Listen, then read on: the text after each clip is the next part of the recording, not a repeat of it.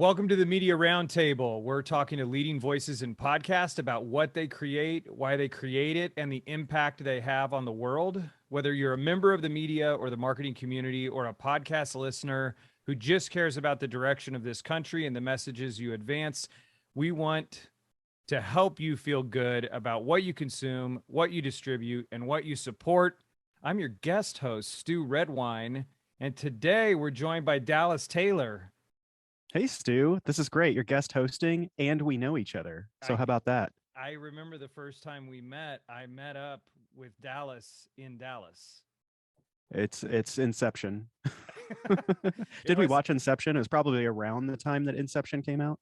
You know, I think it might be a little further back. Not Memento, but maybe Dark Knight territory, maybe the last one. I think you're right. Yeah, it was around that time. Yeah. Okay, so now I'm going to read a little something about you, Dallas. We'll see if how much of this you agree with. Dallas Taylor is the host and creator of 20,000 Hertz, the award-winning podcast revealing the stories behind the world's most recognizable and interesting sounds. He is also the creative director of Defacto Sound, the sonic source for the world's most thoughtful brands, a TED main stage speaker, a regular contributor to major publications like The Guardian, Wired, The Wall Street Journal, and more, and a respected thought leader on the narrative power of sound. Does that sound accurate, Dallas? Hearing it all just back to back like that just makes me want to go take a nap or just a vacation. But yes, all of that sounds accurate and tiring at the same time.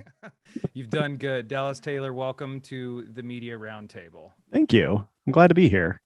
Well, it's good to have you. And I thought, like we were talking just a bit before, you've been accompanying me on my dog walks. We recently got a dog. And so I've been listening to nonstop Dallas Taylor for weeks. Oh, gosh. Listening to 20,000 Hertz. And one of the episodes that stuck out to me that relates to the Media Roundtable, at least I think, is the space episode from season 2. Oh, yeah. Okay, so one piece of it was this idea that planets are these islands of sound. Right. And that's actually to this date still the answer to the question that I get of what's my favorite episode. We're coming up on episode 150 tomorrow. As of recording of this, it's Tuesday, June 21st, but tomorrow for me is our 150th episode. So it's pretty awesome.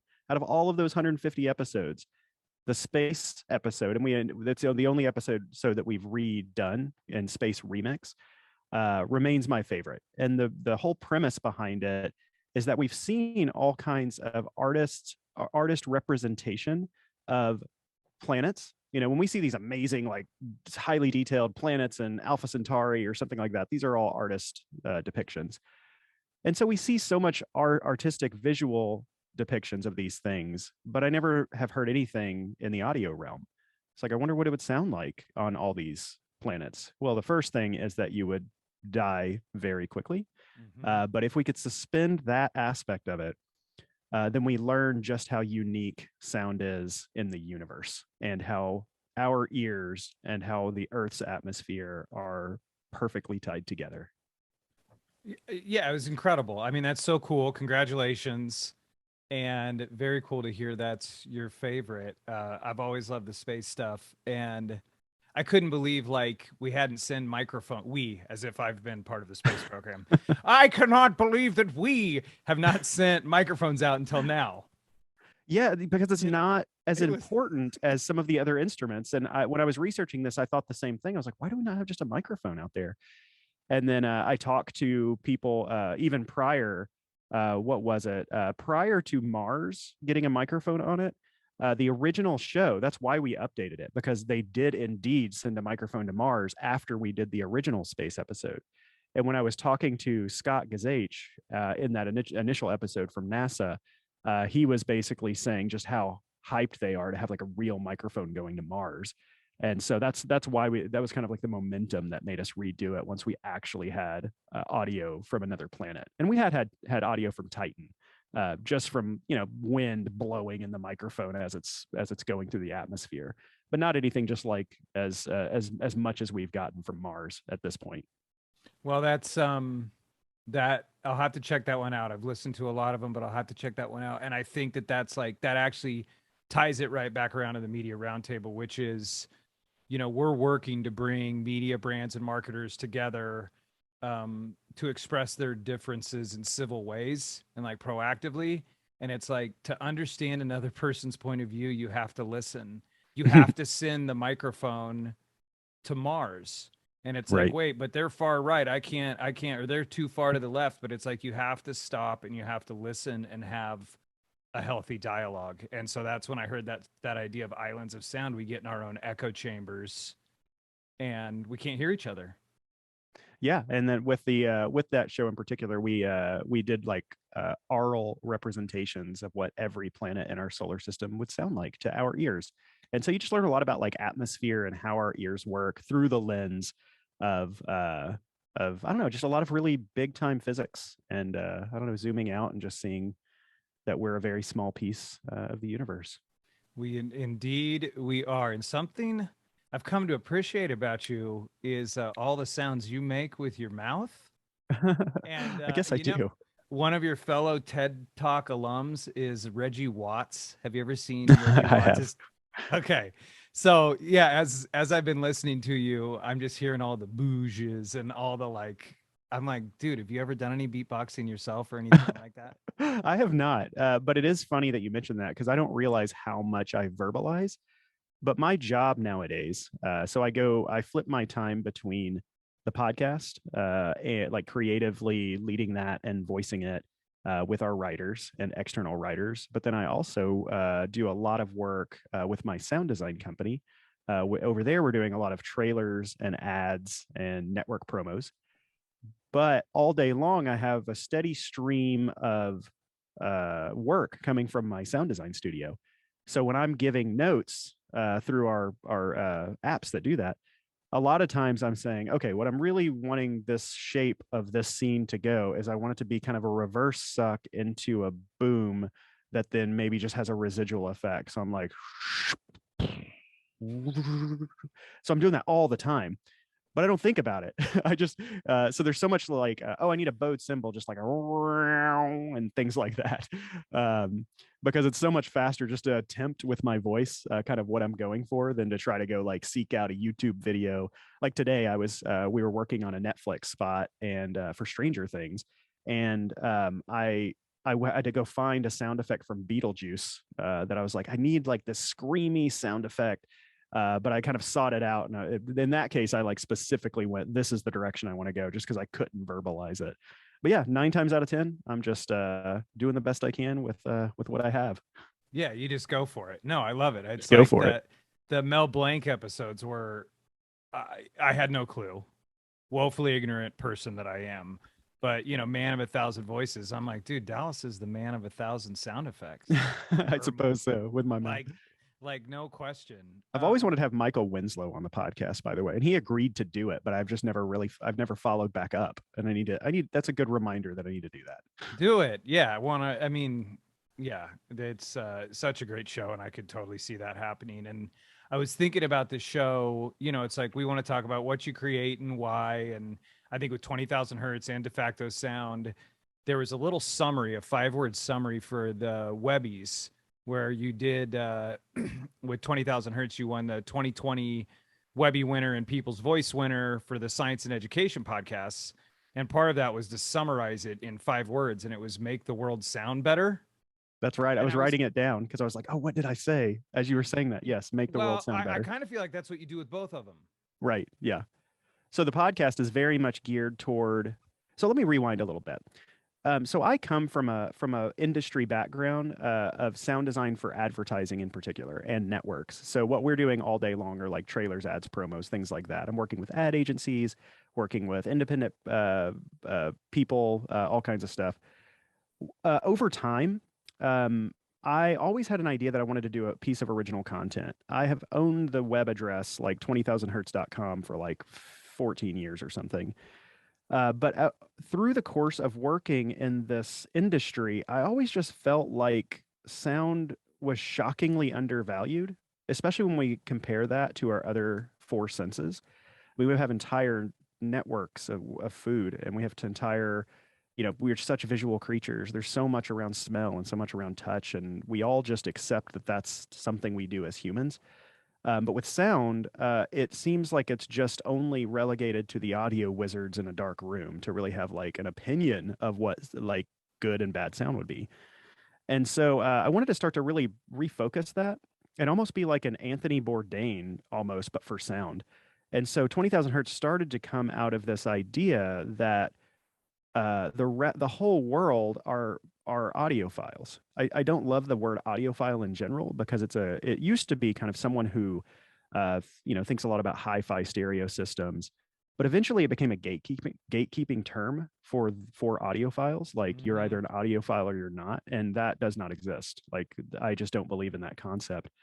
So like long story short, I wanted to make a piece like 20,000 Hertz, this long journey of discovering different things to just make everyone realize that we're all audiophiles, just like we like food and just like we like style, we like art, we like taste. And so 20,000 Hertz is just the door of welcome. Come on in. We all are on the same team here.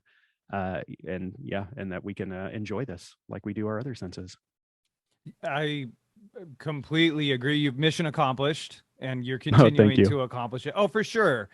And I also think, like, I mean, look, just last month you were on a podcast about mindfulness, and you go there, right? So you go, and really the show goes into beyond just hearing to what it means to be human, and the way you talk about leading your team as well. What I think is cool about 20,000 Hertz is that there's this lens through a very specific aspect of like, let's understand sound and let's talk about sound, but you're really talking about being fully human. Right. It's talking about life, and it's talking about what separates a human from a computer or Yeah. AI or something. Yeah. And I love it. So that's how I think, it's like, what are you creating? 20,000 Hertz Defacto Sound. Why are you doing it? You want to make the world sound better, give more people appreciation for that sense. And the impact it's having is, I think it's helping more people understand what it means to be totally alive and to appreciate this sense that has, definitely in the analog world was really gated, like you said, where it's all wizardry and Yeah. you shall not pass, let us deal with it. But now it's And all, spoiler alert, it's not wizardry. It's just, well, I don't know if I can say that word, wizardry. There we go. It's not none of that. It's a very thoughtful process. There's all the tech is totally learnable, and then it's just like anything. It's like once you learn the paintbrushes and the tools, then you know how to craft with it, and sound is no different. so the next thing I wanted to talk about was kind of more the specifics of mixing, and then this idea of mixing as performance, which I think is really interesting. Like you saying this phrase finger on fader was really interesting to me. But it does seem like You dug deep. I went deep cuts, baby. You I did. I'm here You're pulling to have out. a You're pulling out conversation. some deep anecdotes. Yeah, so it feels to me like I had a little bit of a background messing around with cameras, and I was a subscriber to American Cinematographer, so I kind of got into that. I'd say in a hobby sort of way, and but to me, it's like good sound design's like good cinematography. So it's like like all good craft or like even magic, which I've come to appreciate. You like you don't big see time. you don't see the trick, you just experience the emotional payoff, but you don't fully see it. So what's that like being in a craft that in a sense when you pull it off magnificently it's invisible? Yeah, I think that I was really gravitated toward magic because there's this really beautiful, eloquent thing that happens right in front of you that you just can't understand, yet right behind, like even if you're just, I don't know, 20 degrees off in the way you're looking at it, you see the whole trick. And if you're behind it, you see everything. And it's just so simple. And I just love that concept of this sleight of hand, sleight of ear. We're trying to take scenes that, when they're shooting scenes, it's not like you're in some magic world where there's not noise, or especially if you're outside or whatnot.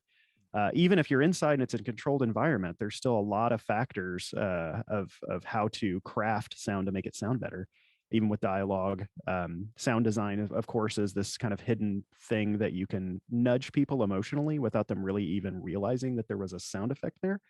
If you watch reality shows, that's where it's way over the top. Like they're just nudging you every 5 seconds with some sort of Yes. weird sound effect. It's exhausting. I watched a reality show for the first time in a while, like last night, and I was like, the sound effects are too much. Like, it's just too overt. But yeah, I think of sound design, like you were talking about the mixing and sound design, which are two buckets that feed into the same output. Sound design to me is all about composing. Like if you do it in the music realm, you're creating and you're crafting these sounds that are not music, but they're meant to put you in the world, in the environment, or nudge you emotionally, or just fill out the scene between dialogue and the real world, like Foley. Those are the things that people touch. Whereas mixing is very much conducting. It's like a conducting role. It's how you're crafting it and moving it emotionally, dynamically, or in some cases, I don't know, and just dynamically and just push and pull. And ironically, what I wanted to do when I was a kid was to be a composer or a conductor. And so now I feel like I do that, except for I don't have to talk to, 60 people in a symphony to do it. I just build it out or talk to one sound designer or a couple sound designers. It's a much yeah, there isn't that live aspect.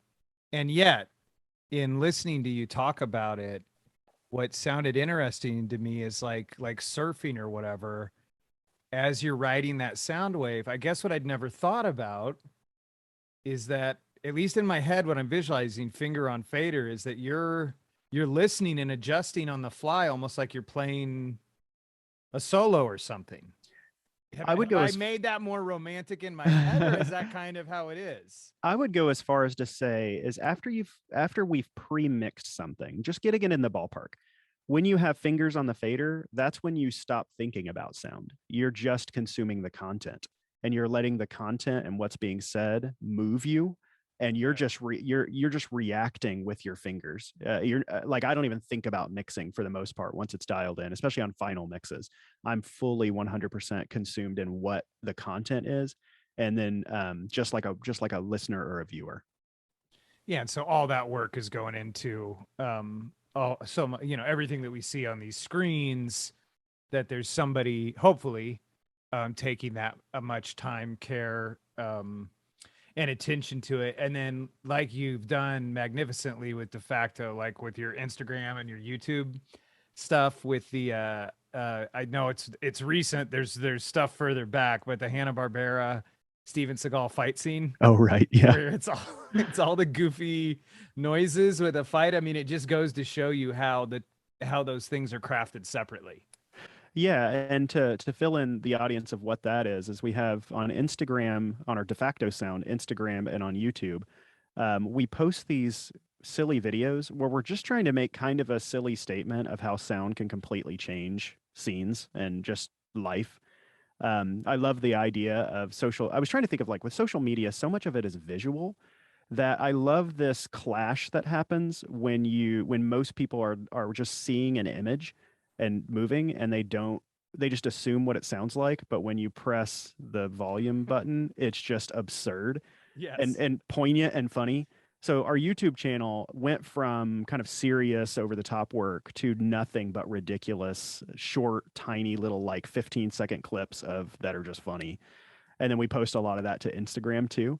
So yeah, as you can see, like, so much of what we love is just making weird stuff just to keep ourselves entertained too, between the podcast, YouTube videos, all the trailers that we do, and we collaborate with other people on passion projects too.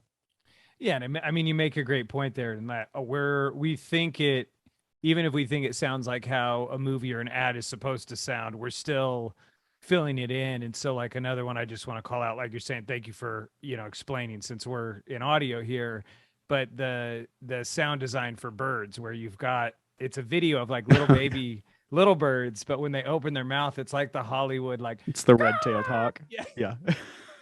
yeah, and And it it completely changes your experience of that little bird. yeah, it's like a series of, I don't know, 6 to 8 scenes of just birds just chirping, and it just goes from like a little tiny bird with the red-tailed hawk to like some random bluebird to like some random hawk or something to big bird doing. Yes, So it's just yes. kind of like how it's like our very subtle way of like doing a commentary on can we cool it with the red-tailed hawk in movies. Oh yeah, it's amazing. I'm like, oh yeah, that's the sound. That's the bird sound. Um, and so one aspect, like you touched on the different aspects of sound, the pieces like the Foley and all of that. One piece of it that was really interesting to me, because as we've done sound design on audio advertisements for streaming or for radio, there was an aspect of it that I didn't get language for until I listened to you. And where earlier on, I heard you refer to it as cerebral sound design. And then it seems like you've landed on a phrase, which is emotional effects. You talk Yeah. about it in the episode Liquid Terror with the water phone. Mm-hmm. And so one question, so like things like the booge, the boom, and the water phone, those are all emotional effects. And then I was wondering if you could do all three of those. So yeah, as far as cerebral sound effects is what had originally called it. Yeah. It's kind of the hipster version of what emotional sound effects are, but it's Okay. that space between what's actually on screen. Like if you see an explosion on screen, that's all a sound effect and multiple sound effects and debris and all that stuff to really fill that out. But if there's something that's not tied to an action on screen in some way, I consider that to be some gray area between music and sound effects. It's a nudge, it's an emotional thing. So the place where we hear those the most are in movie trailers and reality shows. So in movie trailers, it's interesting because we consume movie trailers right now and assume that that's just the way that movie trailers have always been. But there's such a trope going on right now that's going to change. If you think back to the 90s or something of how movie trailers existed, it was a big voice of God narrating the thing. It's just like, Jack met Sally back in da da da da da, and they just, lived happy ever after. Yeah, or I'm Or, thinking of like Hunt for Red October, and it's like, it's something just like a Russian submarine, under Jack Ryan, undercover. They exact just kind of gave you plot points and showed you some imagery, and that's and it. like a quick little bite from someone on screen, we gotta get them, and then just like, and then they do the blah blah blah. Well, it's always morphed for a while. There was the Don LaFontaine years where it's just real epic voiceover trailer. That was what came after that. I got to actually record Don LaFontaine one time. It was before he passed away. It was such an epic experience for me. I'm sure. But nowadays, we're in this trope of bouges, bois, reinvented nostalgia tracks. And so what I mean by that is the bouge is a bass dive. So you hear this a lot where it's just like they start out the trailer and someone's chit-chatting about something. There's not voiceovers like there used to be. It's very rare to find voiceovers now in trailers. That's a good point. We did 800 trailers last year for Netflix, and I don't remember any with voiceover. I mean, maybe there were, but I just don't remember any because it's all so content driven now. And then it'll be like kind of a clip of something to set you up. Then there might be a big like a blah that was made famous by Hans Zimmer or Yes. actually I don't even think of it. I would go as far as I'm not even certain if that's Hans Zimmer or the other composer or another composer that had some involvement with that, just to make that clear. But yeah, it'd be like, spooky music, something crazy is going to happen. And I don't know if we're going to get out of it. And then, but I don't know, here they come. And it's just like, there's the booge. And then what's the best thing is just like, in our show we did kind of like the right round baby right round, like so that they take like something from the 80s or 90s that we all know, some track, they reimagine it that's real spooky and real like 2016 like, and then just kind of play that out to the end. And so there's just so much of that happening. I would say that's very much Hollywood trailers. Streaming and types of trailers, I think, get a lot more nuance in how they craft those. So I think the future of where trailers are really most effective is more on the streaming side right now, just based off of what I'm seeing. But I also understand if they're making trailers for theaters, they want to kick those subwoofers. They want to just make the theater itself an experience. And so I get like why they utilize some of that stuff in movies in particular. Okay, so we're back. So we were talking about movie trailers and emotional sound effects, and you pointed out like the songs that are getting redone. So like these are songs that I put on my running playlist because they get me so pumped. But it's like Sebastian Baum's Paint It Black, Sweet Right. Dreams Are Made of These. Like it's exactly like you're just calling it. It's like that's exactly what they did. They used one for Wonder Woman, Blue Monday. Mm-hmm. It's exactly what it's like. It's the big, huge sounds, one of It's a those whole genre now. songs, and Yeah. then we're just gonna hit you in the face with it. But And on a the little, yeah, and a little peek into that. The reason that it happens with movies and gigantic properties like that is because it's insanely expensive to convince the writers and the rights holders that we're going to redo this whole thing for something. So how much money is it going to take? Right Said Fred to redo your track or something. Right Said Fred is an actual like artist name, right? I don't know. It's been a bit. Hey, yeah. Don't trust me. Oh, okay. I got to look that up now. Look it up. Fact check yourself. Oh yes, it is a band. Okay. There you go. Great. See, I trust you. Right in the heart of that era. So I'm good with that. So, the Liquid Terror episode, you even talked about this thing, the water phone, that I had no clue that this thing existed. I can't do the sound. We'll play. That's as close. It's like that, but not goofy sounding. Right. It's like there's a metallic sound there, but this idea of emotional effects, it was just super helpful because it's like I have struggled to explain, hey, we don't need like it's not the sound of a car or a car engine. I like what you're saying now. It's like it's a nudge. Like what can we do to get them to feel stoked right now? Gosh, even expanding on that, like, because there's really obvious ways of utilizing emotional effects. But think of this. This is a challenge that we do a lot in commercial advertising. We do over at Defacto tons of car commercials. And so what we specialize in is taking those, like getting the best engine sounds with the best perspectives, the closest mics, multiple mics, and then just like making the most adrenaline fueled like sound design just over the top to give people feelings. That's been straightforward when we have actual engines, but now we're doing so much EV work. And so we're having to now transfer all that power and energy of an actual real sound and voice into doing all of that energy with these cars that don't make noise. And so that's something we've been on the front line of. So now we have a whole handful of spots that are all EVs, but they still have that energy and power and punch that you would get from something with a physical sound. And so that's a real challenge, trying to give someone the feeling of driving this high performance EV, but having to make up sounds that the viewer knows are not real inherently, but it doesn't draw attention to itself enough to take them out of the message. So that's been part of our big challenge lately. Not even challenge; it's just the thing that we've really been working out and figuring out how that voice is. And I think we've landed right on it. Yeah, well, I mean, your showcase reel, it's definitely worth checking out. Absolutely, your automotive showcase reel. But it makes a good point. And I think that there was an episode about car engines and the sounds of cars that you did that. Mm-hmm. It's like for so long that sound of a huge engine is power. That is the, like that is, you go to a NASCAR race, it's overwhelming the sound. You feel the sound.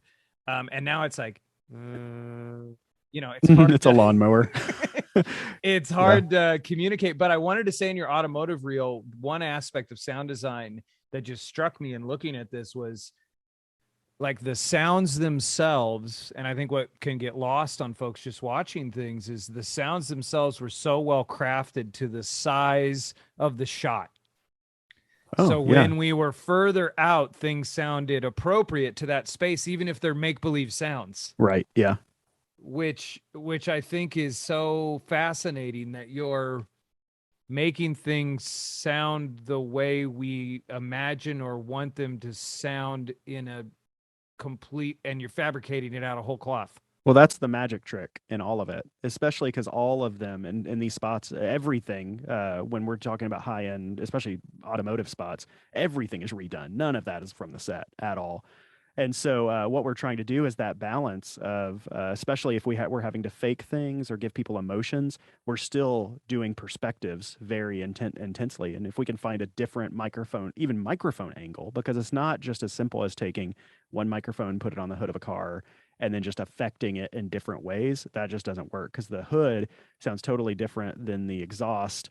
It sounds totally different than the inside, the interior, or the door, side, or the wheel well. Like they all have unique qualities, and so we're trying to take, first of all, just find or record or whatever the most appropriate version of this car we can find. But then secondly, on top of that, we're picking and choosing, and we're still affecting that on top, and even sweetening it or making it sound cleaner or doing all kinds of stuff, more guttural, less guttural. Yeah, it's very much that aspect of sound design and automotive spots. It's very much like a composing sound design type of role. I just love that. And you've got the guttural dial. You've got the one label guttural. More. Can you move the guttural up to 11? Right. So all of this time, all of this craft and care goes into making sound effects and designing that world, and it's very fascinating. I think for at Oxford Road, where we craft audio spots, and we've done some work together with Defacto. A lot of times, taking all of those things into consideration, it can really matter. A lot of times the spots are much simpler, but something that's coming up again and again, you've talked about it.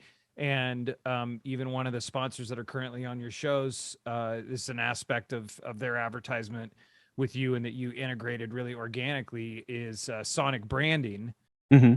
And so I want to try something out. We're going to play a game. We're going to play a game. Ooh. So Okay. Here we go. So these are the sounds of certain brands. And if the sounds play and you recognize them, I want you to shout them out. Okay, let's do this.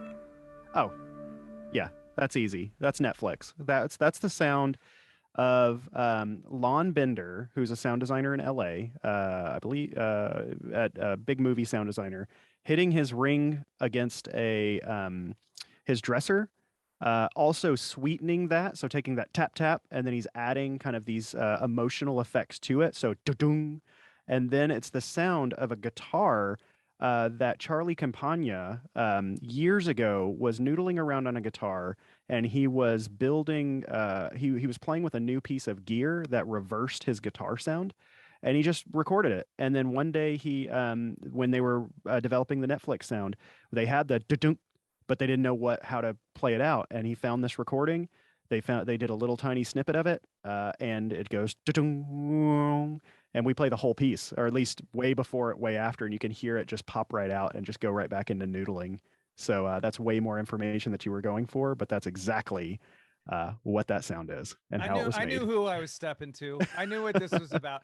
And I happen to know from your appearance on the Jordan Harbinger show that there's an animal noise that they were going to incorporate into this. Oh, gosh. But we're going to leave it alone. People have to listen to that to find out what that animal was going to be. That blew my mind. It blew my mind too. It also picked up so much press across the entire industry that it blew my mind, because Netflix, we worked directly with Netflix on that. Okay. And they said, if you include this, this will be the entire press. And I said, nah, our show is really good. They'll latch on to other things. They were absolutely right. Variety, Hollywood Reporter, Guardian, everyone took the story of what animal they almost put with that sound, and it's easy and it just went everywhere. So go listen to that episode. It's an awesome one. It's episode 100. Okay, yeah, it is. Okay, so another oldie but a goodie, but hey, let's see. Intel Inside. I'm not positive. I think it's Walter Werzowa. I think. God, I'm gonna be so bad. I know he's done a lot. I think that's who it is, because we covered this too. It's been a bit, but dung dung dung dung dung. I don't remember what the first hit was supposed to be, but the last of that, I'm like 98% certain it was Intel Inside. So that's what I So remember from man, it matched. I could see that. Okay. I don't know if you'll recognize this one, that. Let's see. Ba-da-ba-ba-ba. That's the I'm loving it thing, right? Yeah. Yeah, so it's Yeah, the you but up got up there. up. There's Uh-huh. yeah, there's so much drama behind this. It's shocking. I remember going uh saying to my team, I was like, I just want to greenlight a show. There's no I don't even know what the story is, but there's got to be an amazing story about the 5 note like McDonald's jingle. Oh, that's interesting. You didn't Yeah. know No, anything about that whole not process at of it. all. And so I was just like, there has to be a cool story. So let's just greenlight it and do it. It turned out to be one of the best episodes that we ever made because it Oh, is it's twisty, awesome. turny drama. We talked to the actual people who made it. There's people who Uh-huh. claim they made it. So much just fascinating uh, twists and turns. And this is the real kicker on this is this show is so good that This American Life reached out about playing part of that show.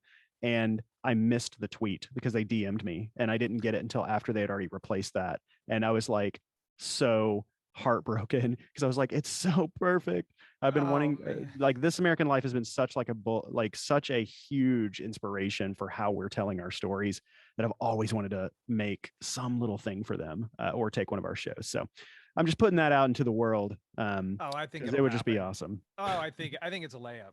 You're too good. It's too good of a I program. just don't know anybody over there, so maybe Okay, need to and this get one, Ira on the show. hey, who knows? Who we all know all kinds of people. Okay, so this one I'm including for a reason, even though it's like pretty quick, but I've got a couple follow-up questions. Okay.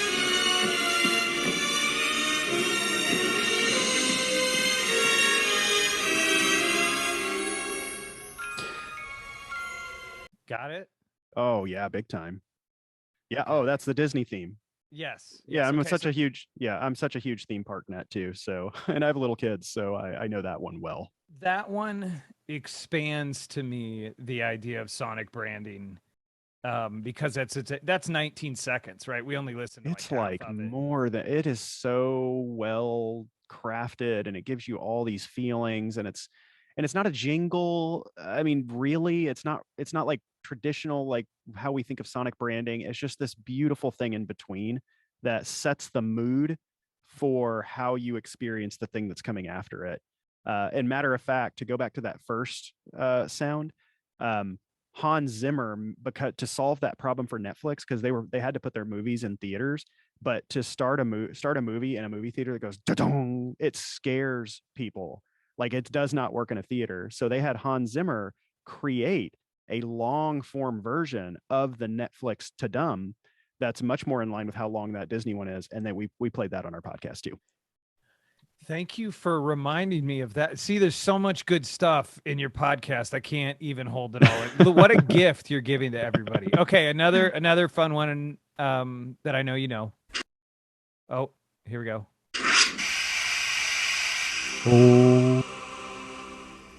HBO, we call that the Static Angel. I think some people on the internet have called that the Static Angel. At HBO, I don't think they ever called it that, but we did a 2-part series on that and the feature presentation theme song from the 80s that goes like so anyway, that's the intro to HBO originals. What's interesting about that is they still use it in the streaming age, yet the static makes no sense to younger Right. viewers. And so they thought long and hard, do they need to revamp this for now streaming, not satellites, none of this stuff. But they decided it was just so iconic that they kept it as is. But on our I don't remember if it was the first or the second part series, we talked to the person who was in the room, who was the client for that, who was the executive producer at HBO. He's now over at executive producing at Amazon, and so yeah. And alongside that, some of the top people at HBO commenting on how important that is. So that's a great another show. I love how you're just like teeing me up to I'm like just teeing tease up my your show. shows. Okay, so here's one. I don't know if you've touched this one. I actually don't know. Maybe you have. But it gets into this conversation about associations, both positive and negative.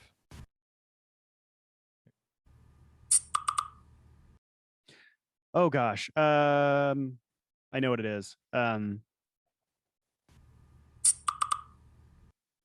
Is that ICQ or AOL? That's the It's a Slack. notification sound. That's Slack. a I was going to think Slack. it was Slack, but to me, it sounds like so much older that I was, because I literally just turned off Slack before we started talking.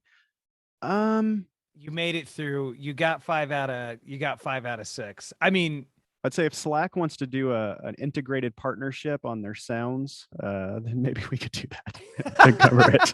well, here, this is what I think about Slack, and it's this idea of associations and sonic branding is that a lot of people have a negative association to that sound. Yeah. When I do that presentation and I play that sound, most people go, ugh.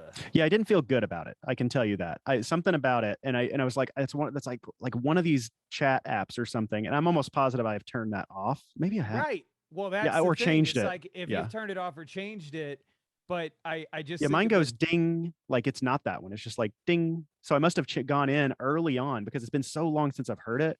So I must have changed that like the first week of of working with Slack. you're not getting pugilized with that noise, but in one of the episodes you talked about the dryer sound, I think, on your Oh dryer, yeah. the song that plays, and so there's like a negative association, so we want to have positive associations. And with one of our advertisers, one of the sponsors on the show, 20,000 Hertz, is Shopify. Right. And I Yeah. think this is where, in talking about advertising and Yeah. talking about you as a host, where you used the cha-ching. Uh-huh. And what I thought was really cool was how you integrated it into your program where you have a mystery sound. So part of 20,000 Hertz is that 20,000 Hertz will play a mystery sound. Mm-hmm. And the way you integrated the Shopify cha-ching was, we've already played this week's mystery sound, but I've got another one I want you to hear. And then it's cha-ching. And then you talk about how Yeah. you use Shopify. I was really happy with that. Yeah, I was like really was happy with that great. moment. It was my team that kind of crafted that to know where things were going to be programmed, because with our ads, it's dynamically inserted, and we have kind of these spots here, and they just knew, oh, this is a perfect opportunity to not play it here but play it here because of this and all that. But yeah, I love that. I think when people know our show, and if there's any sort of sound associated with that brand, we're always going to want to try to find an excuse to tell a little bit about the sound itself and what it means and why it's there. And that's also one of those things that I think that people, there's so much with a lot of these sounds, no one knows what the story is. But usually you have positive affiliations with sounds that are also represent amazing products. So if you love content on Netflix, you're going to love that sound. If you love content on HBO, you're going to love that sound. If there's certain, there's great, Or that sure, Disney song. with that Disney song. If you like Disney, you're going to be into that. If I you're, get it. if you're, I mean, it like touches if you're me. not, No, then you're and I just know going to be, yeah, you're going to you're roll not your going eyes to at like it. Here's my question. it. Okay. So Netflix, I know they put a lot of time, trouble, and effort into it. The NBC Chimes. So just quick history on that for the listeners is that sound, the Dong, dong, dong. thank you. There, I Yeah. see, because you're the expert. So thank you. That was invented to solve a technical problem, so that back in the day, in the 1920s, whatever, they would repatch. They had to patch in between two shows. So the end of one show before the beginning of the next, it goes like you'd hear that. So they made this noise to cover it. Sounds to me like that one, some person just pumped out 3 notes. I know it sounds like it was more, but my point is they were just chosen out of the air. Okay, and now it's this huge brandable asset that has a lot of value. Netflix put in a lot of time, trouble, and effort and really thought long and hard, and a lot of strategy and thought goes into this. My question is, does it matter? Absolutely. It's like So saying, resolve that for me. does a logo matter? No, does it matter whether you put in time, trouble, and effort, or you just pull it out of whole cloth? You just make it up. Are we talking about visual logos here? I'm talking about any kind of sound logo. So I think of it also kind of just like sonic branding, just a sound to associate to a brand. Right. So I think of it a lot of so when I hear like, does sonic branding matter? Sometimes it doesn't.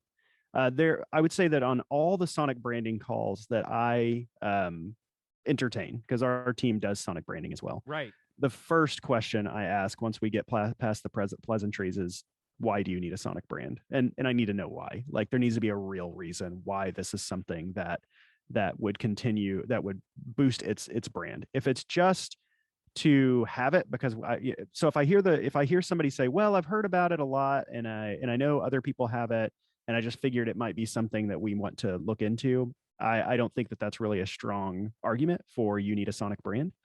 But if it's somebody saying, I need to have another mental hook to get someone's attention consistently, whether it be through advertising or programming or something, I need the thing that does more than just show you something, but it also, if you're across the room looking somewhere else, it draws your attention to it. And then I go, ooh, you need a sonic brand. So what it's doing is you can't see a logo if you're not looking at it, but when you tie those two things together, if you're walking by or not seeing something, it's just further like getting deeper into your brain. It's like yet another little like advertising tentacle that can come out and kind of pull you into it. Yeah. I mean, there's a great book, by the way. I don't know if you're familiar with it, called Blind Sight. And your episode on blind sports and some stuff other stuff you've done about relearning Bolero about cochlear implants. Mm-hmm. Obviously you've shared stuff about people who are non-sighted or who have complications when it comes to their hearing. I think you might find this interesting, and that when they have those complications, their other senses are heightened.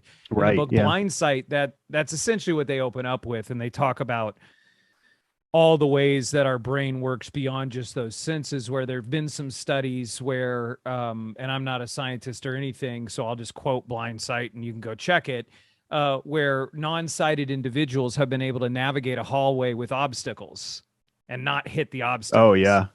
Okay. And not using a cane or anything, like, or be able there's people that ride bikes and stuff, like right. cities. So anyway, part of Blind Sight is that they talked about how a brand is simply this belief-based mental model, and that stuck with me.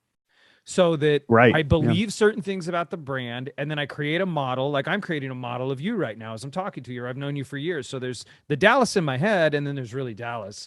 Right. Brand is this thing in my head that I'm associating to. And so what you're talking about with those sounds is those are the things we're going to associate the brand. I guess my question is, does it matter how purposely the sound was created or not? Or if I just choose a sound and repeat it, will it work just as well? Oh gosh, yeah. No, I think it does matter, because the hardest jobs that we do, strategy wise at Defacto, is sonic branding by far, because we're doing the same process as a logo exploration. So if anybody's been through a branding process, when you're really trying to identify what you stand for, positioning statements, like what is it that you're trying to like communicate very clearly. A logo is part of that branding situation, and so is the sound, and thoughtfulness and craftiness in the logo itself. Craftiness. Yes. Like, I think that as humans, I would say that it's so easy to go, yes, we have to spend like loads of time and money on logos. And it's really easy for us, and this is kind of like why I make 20,000 Hertz, but it's also really easy to be like, but does the sound actually matter on the sonic brand? And I'm like, absolutely, because there's so many ways that it could go. Like, for example, on the Netflix thing, they were talking about alternatives that were just like bubbles coming up from the earth. Like, could you imagine the Netflix logo animating like it was, and it was just like, then I would ask, do you think that matters? Because like they're grabbing attention. They have a tonality to it. They have a vibe that works on comedy, drama, whatever.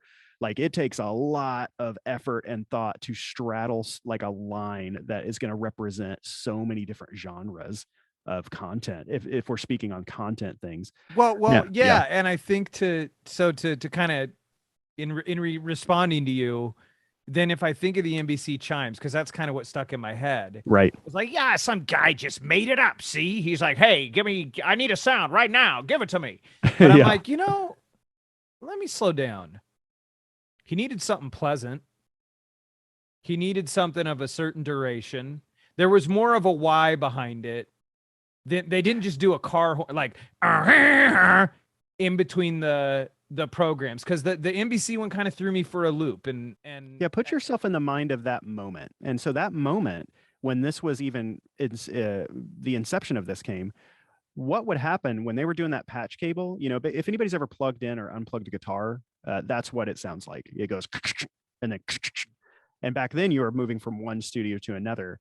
But in between there, what they would do is they would cut somehow they would go into an announcer. And so the announcer would say, "You're listening to WNBC." And then the announcer would physically, they would think, okay, well, how do we extend that? And how do we like make the announcer do some sort of sound to, continue it? So they had a 7-note version of that, where on an actual little chime, like like a little xylophone, I didn't appreciate where they'd go, that. "You're listening to WNBC," and then it'd be like bong, bong, bong, bong, bong, bong, or something like that.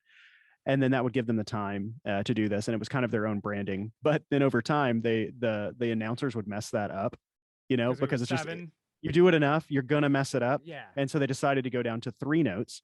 And then eventually, and so that just became it. It's like they kind of fell into it. They said, well, what resources do we have? And then they fell into that sound because it was the only thing that they could do live. I mean, they could have done the car horn or slip slap, like another instrument or something, but they needed something that any announcer could play, And so that limits what you could do. And now it's iconic. It is. And I think what I was selling it shorter, at least it got my head kind of going in a different direction of like, well, that guy, they just made it up, but there was more of a why behind it. I know we're a little short here on time, so I want to hit you with a couple other Sure. questions. So this is more of a deep cut question. Okay. But Scott de Martinville, he's the gentleman who invented the phonograph, which you talked about. That's and I might have his name a little bit different, so that might be okay. Why. But what was interesting when I was reading about him is he also, I guess, like in 1857, published papers on people's names and their character. And I just was curious if that came out in your research, and that's why you did Being Dallas Taylor. No. So with Being Dallas Taylor, it was all about, I just wanted to see what it'd be like to talk to other people with my exact name. Oh, I love that. But no, there was nothing other than just like kind of having a name expert at the beginning of that. There was nothing specific beyond that. It was like, let's just see what happens. It's connected to your other episode. Now you know. I will name it and claim it. There you go. That was very intentional. Yeah, exactly. Exactly. This was some intentional craftiness. Yes.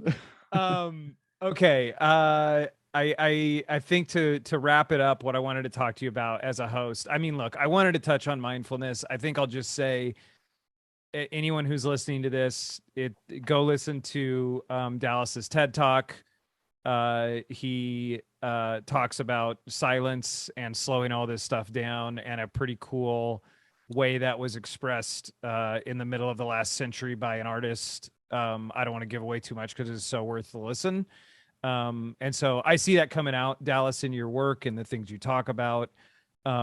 I think what I wanted to get to is, as a podcast host and as a business owner, I hear you talking a lot about sort of what could sound, I think, to some is sort of a hunky-dory view, where you want to work with nice people. You don't care if people are qualified. Anybody can do something. You want stuff lovingly crafted.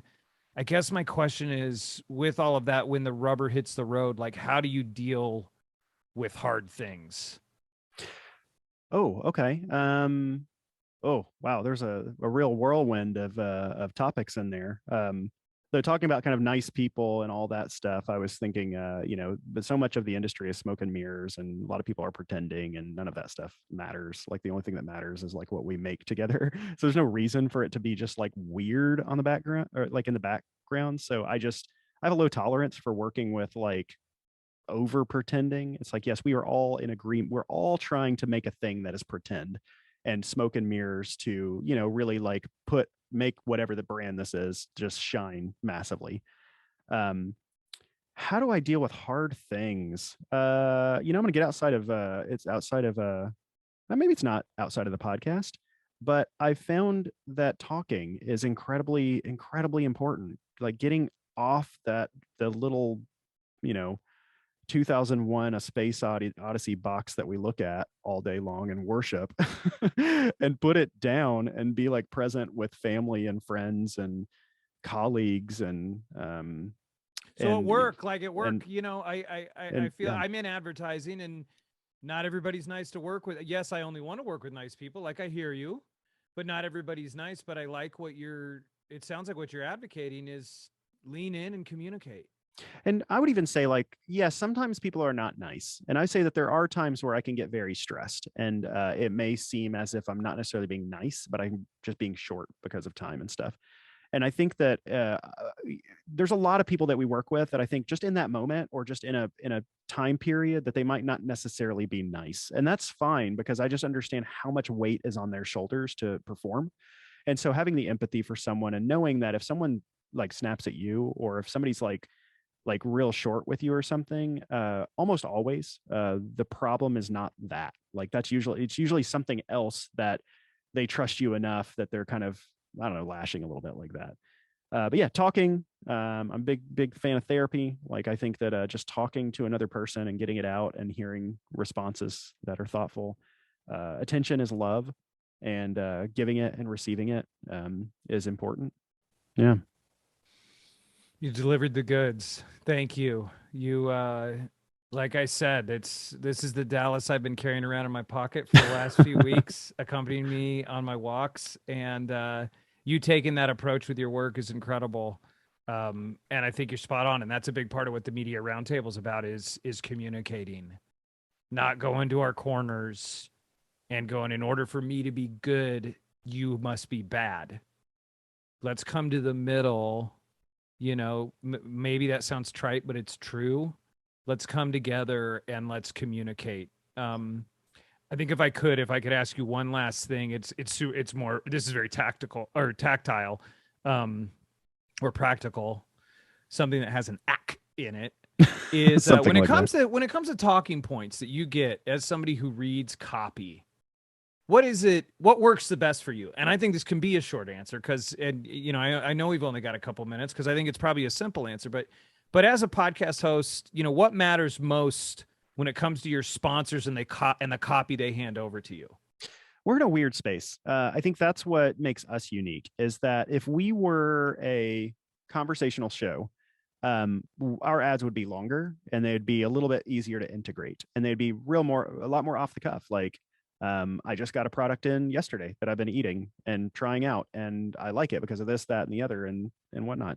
And I would talk about it because it just makes sense for that format. Our show is different though. Like our show is a lot more like, I don't know, just really tightly edited, and every word is written and every little beat is just meticulous of how we do that. So we have to match ads like that too. Otherwise it starts to get weird and rambly because our show is also short too. So we're very particular about, we need to make this 60. We need to make sure that it just feels right and the messages are clear. A lot of times with talking points, because we have to really lock in that 60, it's really helpful for us if it's just very clear what the most important things are. So I love it when somebody says, talk about your personal experience, here's the start here, here's the personal experience, here's what we, think is really strong and this messaging has worked really well, and here's the required CTA. So I would say most of the time, we don't get to venture too much outside of the talking points other than like maybe 2 lines of personal experience. But I like it with talking points just to where it's just very on point and the message is clear.